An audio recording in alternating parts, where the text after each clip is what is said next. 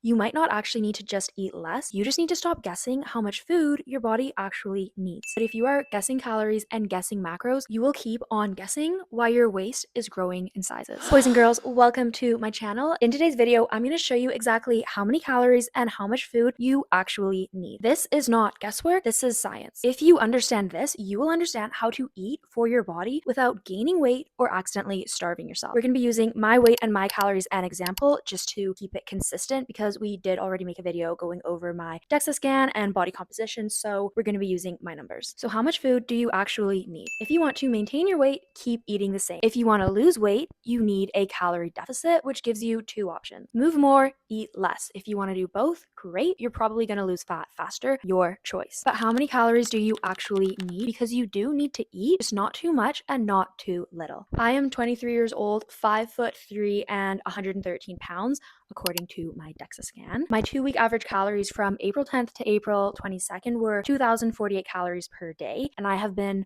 not very active the past month. I've just been doing Pilates every day and about 7,000 steps, so I'm just going to call myself low active for the time being. So how many calories do I actually need? This is Health Canada's equation to estimate your energy requirement. It is based off of your age, gender, height, and weight, and it tells you how many calories you probably need per day. I'm 23, 5'3", 113 pounds. I need about 2,107 calories per day, which is amazing because my 2-week average was 2,048, so I'm like right on target. This equation is just an estimate. It does not mean you need to be a freak about it. It is just an estimate. Some days you might need a little more, some days you might need a little less. It is just an estimate. And this equation isn't perfect either. If you are over fat and under muscled, you could be the same weight but have a slightly slower metabolism, therefore you need less calories. If you are super lean, have tons of muscle mass, and are actively strength training, you might need a little more calories than somebody else the exact same weight as you. Now that we know how many calories you need, what about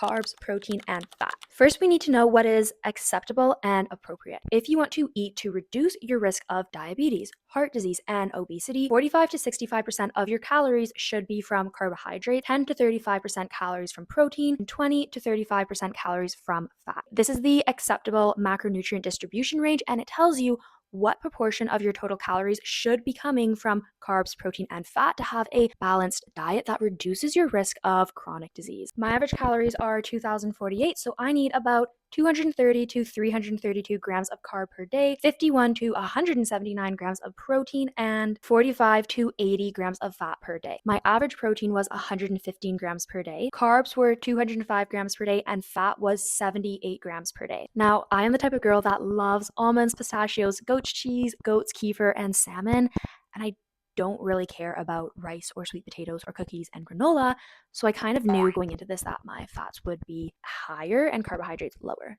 So how many carbohydrates do you actually need? The standard is minimum 130 grams of carbohydrate per day. This is the minimum amount that you need to keep your brain running. If your brain is not running, what does that mean? That probably means you're dead. So eating carbohydrates to keep your brain running is a very important thing. 130 grams per day minimum. But this is where so many girls go wrong. They undereat carbohydrates because they're scared of blood sugar spikes and insulin crashes, only to end up underfueling and hurting hormone health. I'm moderately active. I do about 1 hour of activity per day. I weigh 113 pounds or 51.4 kilograms. I need 5 to 7 grams per kilogram of carbohydrate per day, which means 257 to 359 grams of carbohydrate per day. And I know I do tend to undereat carbohydrates. This is something that I am actively working on. I just get way more excited about tahini and almond butter in my yogurt than I do about honey or maple syrup. So now, what the frick do you do with this information? If you are moderately active, you need 5 to 7 grams of carbohydrate per kilogram per day. Take your weight in kilograms, multiply by 5, that's your minimum carbohydrate target. Multiply your weight in kilograms by 7, that's your maximum carbohydrate target. You do need some carbs, not too little and not too much. Anything over your upper limit is excessive, and we just don't need to be doing that. Same thing for protein. We don't need too little, we don't need too much. We need the right amount, and we want to optimize. So how much protein do you actually need? 1 gram of protein per pound of body weight is too much protein. Sorry, but it's just not necessary. So how much protein do you actually need to optimize? Health Canada says 0.8 grams per kilogram or 0.36 grams per pound, which is a tragic underestimate, and this is not a healthy target. According to the International Society of Sports Nutrition, you need about 1.4 to 2.0 grams per kilogram, not 2.2 grams per kilogram or 1 gram per pound. And if you want to optimize, specifically 1.6 grams per kilogram, that seems to be the break point, or the point at which adding any more protein to that, you're not going to be seeing any additional benefits. So if I weigh 51 kilograms, I need about 82 grams of protein per day. That's my optimal amount. My 2-week average was, however, 115 grams of protein, so I am good for protein. And I also know not to expect any additional benefits above that 1.6 gram per kilogram breakpoint. However, if you want to get absolutely shredded for summer and you are in an insane calorie deficit, like a 40% calorie deficit, eating way higher protein does seem to help. One study found that in men on a 4-week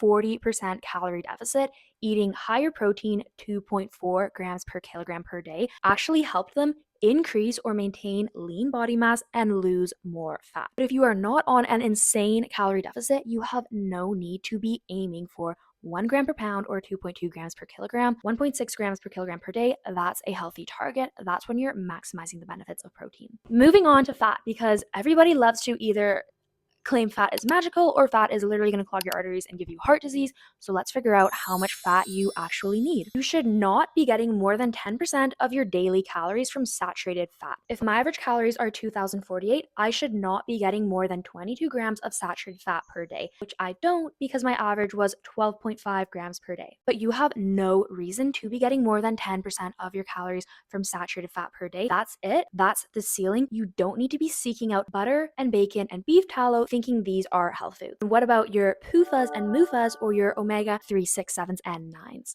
Tragically, we are in a crisis of too many omega-6s and not enough omega-3s. Omega-6s turn on inflammation, omega-3s turn off inflammation. Omega-3s support brain health, heart health, skin health, and longevity. Omega-6s don't really do the same. Now, how many omega-3s do you actually need? Health Canada says 1.6 grams omega-3s per day. Rhonda Patrick from Found My Fitness says 2.5 grams per day. I trust Miss Rhonda Patrick a little more than I do trust Health Canada, so let's stick with the recommended 2.5 grams omega-3 per day. I eat a lot of fish, and just like a lot of fish, a lot of salmon, cod, and sardines. My average omega-3s were 3.1 grams per day. If you are not eating fish, eggs, sardines, fish, and fish, you're probably not getting enough omega-3, so you're either going to need to consider supplementing with omega-3 EPA and DHA, or eating more fish. And if fish literally make you gag, I have some fantastic salmon recipes in my ebook Macro Bestie to help you smash your omega-3 target. Boys and girls! Ooh, okay, we're getting a little quirky today. Okay, girls, a last one. How much fiber do you need per day? One meta-analysis found that for every 10-gram increase in fiber, you can reduce your risk of colon cancer by 10%. Another study in diabetics specifically found that eating 54 grams of fiber per day significantly lowered blood cholesterol, blood triglycerides, and helped control blood sugar. Fiber helps your body detoxify waste, lower blood sugar, and lower blood fats, and this is not new research. We have known this since like way before the 1980s. How many grams of fiber should you get per day? You should be getting at least 14 grams of fiber for every 1,000 grams of calories.